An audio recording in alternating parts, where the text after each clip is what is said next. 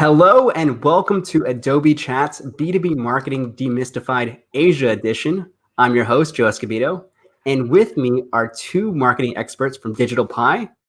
We're fortunate to have Ryan Vong, who is the president and CEO of Digital Pie, as well as the company's chief marketing officer, Jeff Coveney. Guys, thanks so much for being on the show. Really excited about this one because I think it's a topic that a lot of marketers really struggle with, particularly in B2B. What's your process? How do you go about measuring marketing attribution? You probably hear there are probably like 9 different attribution models out there that's prevalently used. What I do encourage a lot of times is to really, before you dive deep into attribution, really think about, from a demand perspective, what the inputs are. How do you kind of frame the problem that you're trying to solve? Because attribution, or really trying to get to that end state, is really a matter of understanding all the inputs and the levers that are involved. Just like no one camera angle tells the story, no one report tells the complete marketing attribution story. So you get all these fancy reports, right? They have all the numbers on the reports, but they don't always tell you the story. We like to see how all those touches in between led up to a win. Marketo has that opportunity analyzer, and we use it a lot. Tell the story of what's happening with the deal that the reports just might not tell you.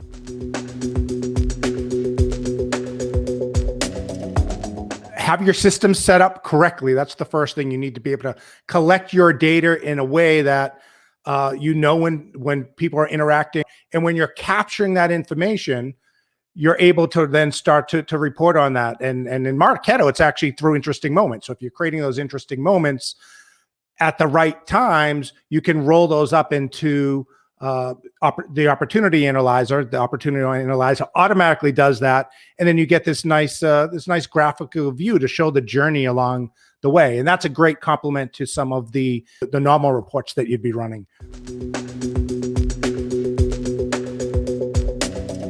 I think the most important thing is to really have a model in place that you can put real quickly on Excel. So the first thing to think about is, do I have enough data to support the pipeline that I'm trying to build? Is there any historical information? So the first place I tend to look is the CRM information, right? Like, let's just say your revenue was $5 million for the time period. And if your close ratio is 25%, you're going to need 4 times that. You're going to need $20 million in viable pipeline that can close within that period of time, right? So that's the first thing you have to do, is just think back, what some of the raw, big numbers are, and look at, well, how many opportunities is that? It's really in the form of a funnel, except we're thinking about it and working it backwards.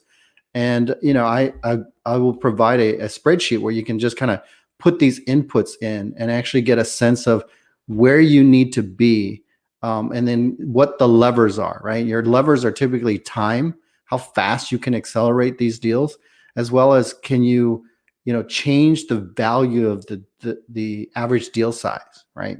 And that gives you a sense of, the company has a revenue target and you have a pipeline target, and you need to know what that mix is. It's really important to model that out and really be very clear about it. I think that's a really good first step, is to think about, what am I trying to do for revenue, and then work that backwards.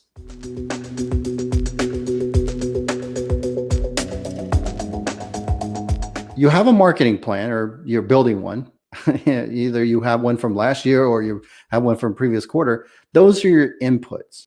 How did they produce for you? So think about it in terms of just tactics. The type of tactics that you do tends to either capture net new names or they influence opportunities, right?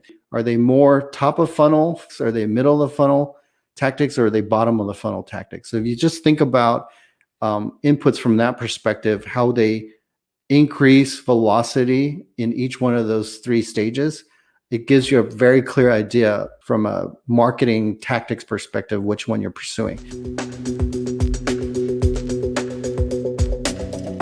We have seen in the past that events and trade shows are really good for net new names, but when the webinars, the virtual events, those are fantastic at helping bring that revenue down the funnel. And you have to have that mix of both of those types of tactics to be able to, have success with your business. Because sometimes your win isn't just looking at it, from a marketing lens. If you think about all the different folks that are involved, all of this teamwork contributes to the one deal that you do see.